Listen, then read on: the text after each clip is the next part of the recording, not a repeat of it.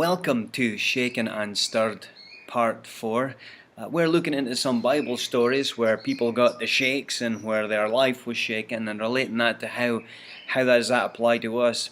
In the book of Hebrews it says that God is going to shake everything so that what cannot be shaken is the only thing that's going to remain. In Psalm 62 it says, because He is at my right hand, talking of God of course, I will not be shaken.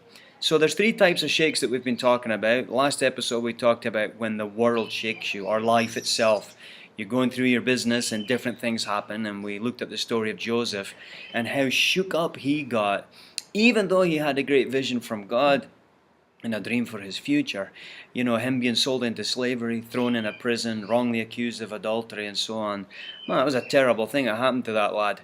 And, it shook him up quite a bit. And the idea was, of course, from Satan's point of view, was to shake God's dream out of him, get him to quit. But here's what I want to ask you about the second type of shaking. It's the shaking of yourself.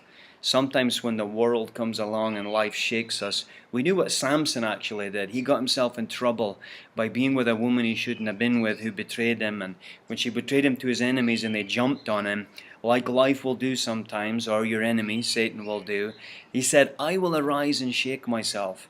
What he didn't realize, though, that he'd forgotten that it was God that was his power source, that gave him the strength that he had.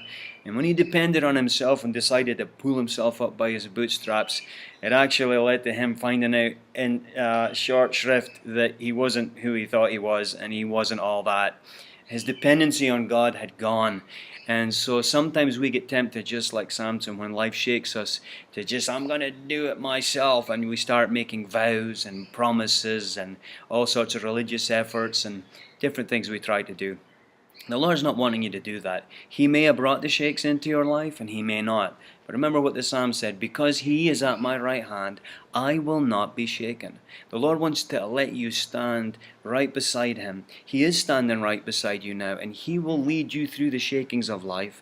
Even if you've begun to shake yourself, He wants to help you turn that over to Him, and Him bring you peace in the midst of all of it. Jesus is the Prince of Peace, and He wants you to know what it's like in life shakings to be unshakable in your soul on the inside. Let Him do it today. Invite Him, and you'll see how near and how powerful He really is.